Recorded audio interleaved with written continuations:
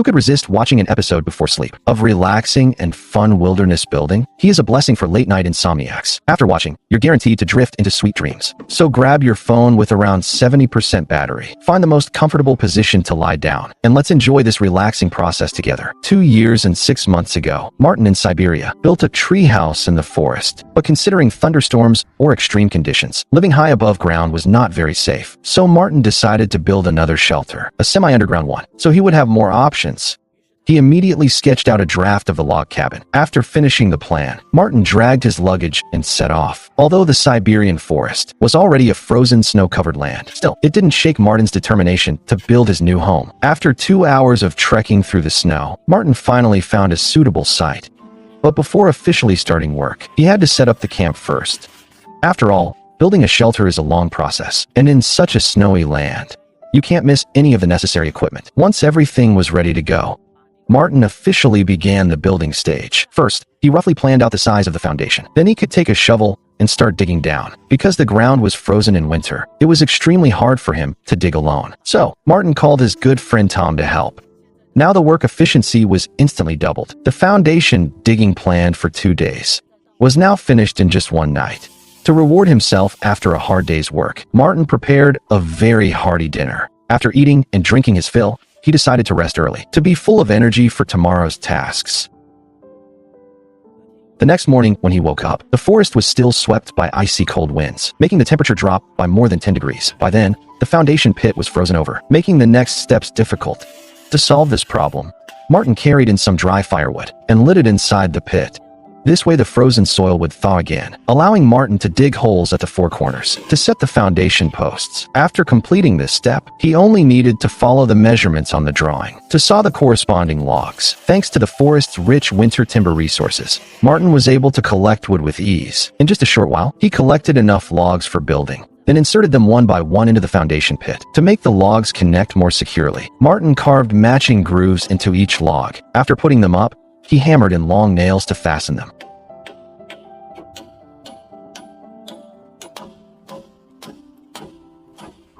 The finished frame looked simple in structure, but its sturdiness was undeniable. To work in a more comfortable environment, Martin waited until the weather warmed up before returning. By then, the cold snow was gone, but new problems quickly followed. As the snow melted, the ground became muddy, causing the previously set frame to become unstable. So he had no choice but to tear it down. The troublesome mud also had to be completely cleared out, and the planned staircase now needed extra steps dug out, as the foundation pit was made deeper.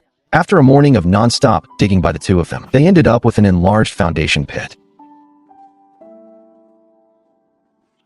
But just as they finished this task, a sudden heavy snowfall began. Fortunately, the snow didn't last long, so the freshly dug pit was mostly unaffected. To be safe, Martin peeled bark off a dead tree and laid it on the steps to prevent them from collapsing. Since the pit had been enlarged, he now needed to collect longer logs. Luckily, deadwood was everywhere, and with his friend's help, Martin's efficiency remained high. Soon, they had gathered enough logs. Learning from past experience, this time, Martin coated the bottoms of the logs with anti-corrosion oil, since the forest was full of insects. This made the wooden frame more durable. Now the logs could be inserted into the bottom of the pit and firmly packed with soil. The process was not complicated. Just follow the structure on the blueprint and replicate it. For the connections between logs, Martin used extra long, thick iron nails. This ensured the frame wouldn't wobble. Once the rough frame was secured, Martin laid out waterproofing material between the frame and the pit wall. This not only prevented sand from entering indoors, but also blocked moisture from the soil. The gaps in the middle were filled with sand. The other 2 walls were built in the same way. This task wasn't too difficult, and with 2 friends lending strong support, the cabin building process became much easier. Soon, the wooden house was largely completed, its appearance matching the blueprint 1:1. Finally, they gathered many slender short logs and laid them on the frame as roof shingles. After nailing them in place, they covered it with waterproof fabric, but Martin was always meticulous. After adding a layer of soil on top, he laid another waterproof layer above that, giving the roof double waterproofing. After all, since it's underground, even a little bit of dampness indoors would feel uncomfortable. Finally, of course, the soil was put back on top. This improved the cabin's concealment. Now, even if someone passes by, they wouldn't easily notice it. At this point, the underground hut was more than half complete. The indoor space was not only very spacious, but on the front wall, Martin also reserved a large window. Combined with its north-south orientation, the interior lighting was excellent. The only headache was the muddy ground. But Martin didn't plan to lay the floor yet. Instead, he went down to the sawmill, picked out a few wooden planks, and made the cabin windows. Although the window sizes didn't match the reserved space exactly, it wasn't a big problem. To fix this, Martin prepared lots of wooden shims, filling the gaps at the top and bottom of the frame. Then he drove in screws, perfectly solving the window fixing issue. Next, Martin took out a hinged window he bought online and installed it the same way. This also solved the ventilation problem indoors. Finally, he used foam sealant to fill the gaps between the window frame, preventing insects from flying inside. And in the cold winters to come, it would also block the chilly winds.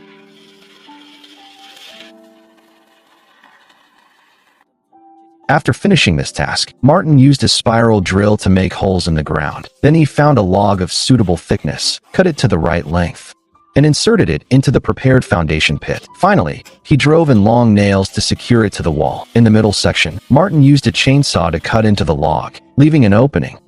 Later, he planned to use it for a fireplace, so it wouldn't take up much indoor space. As for the chimney outlet, he just needed to use tools to drill straight up and connect it to the fireplace. After completing this, Martin and his friend carried the fireplace into the cabin, then inserted the chimney pipe above to connect it to the fireplace. What he needed to do next was lay down the flooring. Since the soil was sandy, the joists underneath had to be coated with anti-corrosion paint. At the bottom, he also left 2 drainage holes. Meanwhile, Tom bought a batch of wooden boards from the sawmill. They just needed to be cut to the right size and laid on top of the joists, then nailed down to secure them. Now it already looked much more comfortable for the bed to sleep on at night. Martin first stacked logs 2 layers high to insulate as much as possible from the ground moisture, then laid planks on top as the bed base, finally fixing them with nails as well.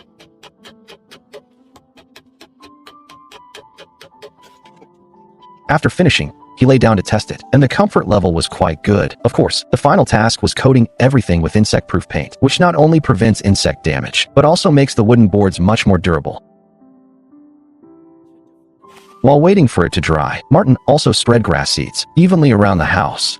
Once the grass grew, the cabin's concealment would be enhanced further. Half a month later, Martin returned to the underground cabin again. The grass seeds he had sown earlier had grown lush, making the whole place vibrant with greenery. Martin, full of anticipation, went back inside. By then, the painted floor had completely dried. To make better use of indoor space, Martin used a cutting tool to carve an opening in the bedboard. There was still plenty of space underneath, so Martin planned to use it as storage. For this, he prepared 2 hinges and fixed them onto the board. This way, he got a cover that could open and close freely. After digging a hole beneath with a shovel, he placed storage jars inside, burying them underground. With their natural preservation function, they could extend the shelf life of food. Martin also added a handle on the cover to make it easier to open and retrieve food. After finishing, he took out a strip of lights and fixed them around the ceiling of the cabin, making the interior much brighter. At this time, the fireplace still needed some improvement. For this, Martin specially got a batch of quality red bricks. He moved the fireplace out and expanded the inner space a bit more.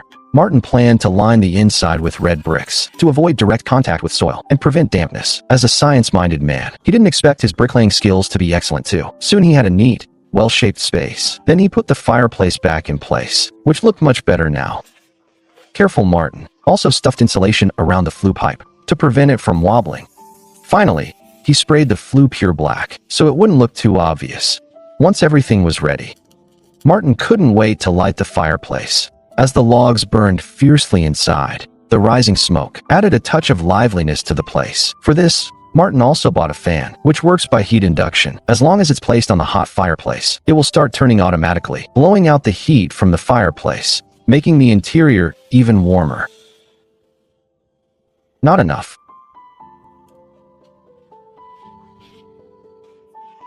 Lunch. Martin just heated up a can of instant food, but it was quite satisfying to eat. The forest was very humid, causing many mushrooms to grow on the ground. Although he wasn't sure if they were edible, Martin still picked a lot to take back. In the afternoon, Martin planned to build the main door. After all, he intended to spend the night here, and it wouldn't do without a door. After setting the door frame in place, he used leftover wooden boards, together with screws, to make the main door. After finishing, he tested it in place. Once he confirmed the size fit properly, he added hinges and finally nailed it firmly to the frame. Thus, the shelter's main door was completed. From the outside, there was nothing to criticize. By this time, the sky was gradually getting darker. Martin tidied up the place and then started preparing dinner. The ingredients he prepared were still quite abundant. Hiding in his cozy, safe little home, doing the things he loved. This feeling was simply wonderful.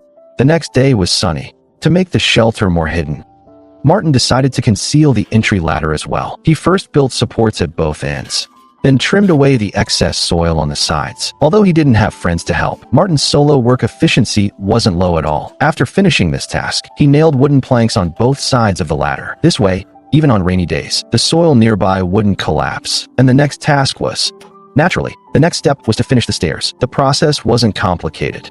He just needed to measure the right lengths, then nail the boards into place. Martin quickly completed the task, and walking on it felt quite comfortable.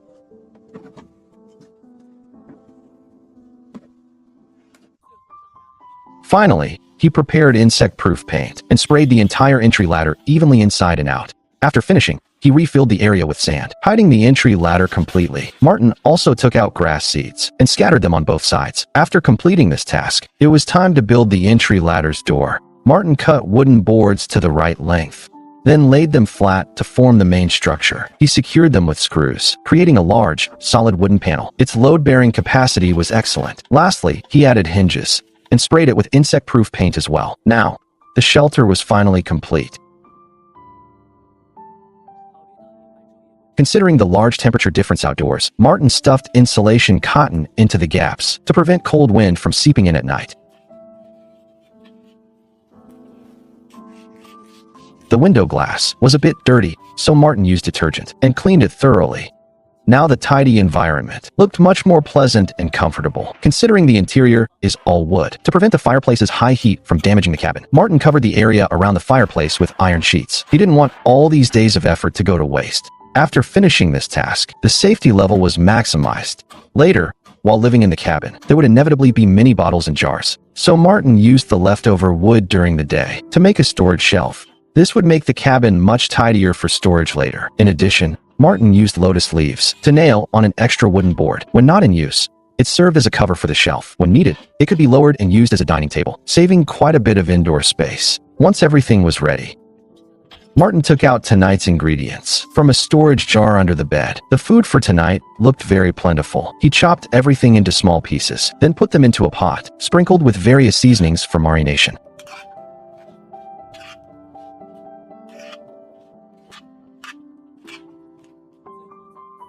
Finally, he placed all the ingredients into a clay pot, wrapped it tightly with tin foil, and set it into the fireplace to roast over the coals. It only required a 2.5-hour wait. This nutritious, delicious vegetable and lean meat stew was done. It looked very appetizing. Martin ate it with great satisfaction. After eating and drinking his fill, Martin laid out his bedding, put aside the fatigue of the day, and prepared to drift into a sweet sleep.